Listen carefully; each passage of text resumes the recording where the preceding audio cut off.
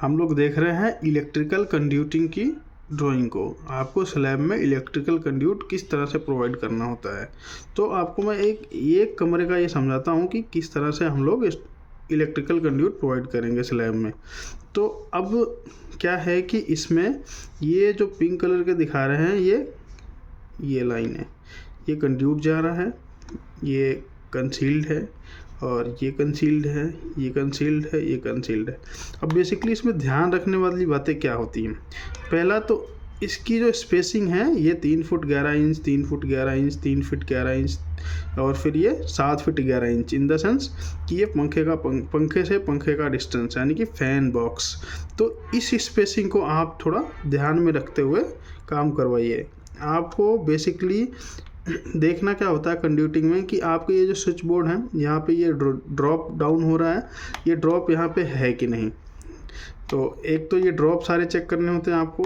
एक ड्रॉप ये है, दूसरा ड्रॉप ये है, ये स्विच बोर्ड है सारे, यहाँ पे भी स्विच बोर्ड है, यहाँ पे भी स्विच बोर्ड है, ये भी स्विच बोर्ड है और इस तरह से ये ड्राइंग में दे रखा है। तो आपको बेसिकली ये सारे ड्रॉप चेक करने होते हैं स्लैब कंड्यूटिंग के टाइम पे। ये सारे के सारे ये आउटर में जो भी दिख रहे हैं ये ड्रॉप, ये सारे चेक करने होते हैं कि ये जो भी ड्रॉप हैं ये प्रॉपर स्पेसिंग पे, प्रॉपर जगह पे, जिस जगह पे दिखा रहा है ड्राइंग में उस जगह पे डाउन हो रहे हैं कि नहीं हो रहे हैं। और आपको इस ड्रॉप को डाउन करते वक्त बेसिकली ध्यान में रखने वाली चीज़ें जो होती हैं वो ये होती हैं कि ये ड्रॉप बिल्कुल क्या, अब नीचे से क्या आ रही है आपकी ब्रिक मशीनरी आ रही है। तो जो ब्रिक मशीनरी आ रही है उस ब्रिक मशीनरी के थोड़ा सा इन द सेंस फेस में होना चाहिए, फेस में थोड़ा सा अंदर बिल्कुल और फेस में होना चाहिए, ताकि आप जब इलेक्ट्रिकल कंड्यूट के लिए झिर्री कटवाएंगे तो उसमें आपका 20 से 25 mm का जो पाइप होगा वो इजली वॉल के फेस में आ जाएगा।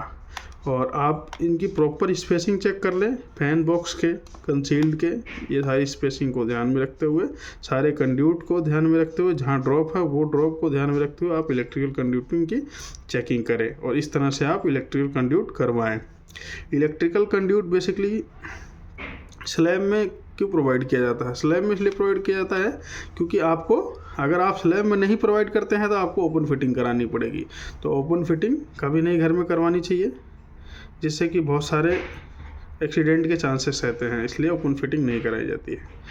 तो दोस्तों वीडियो को सब्सक्राइब, लाइक, शेयर, कमेंट करना ना भूलें। Thank you.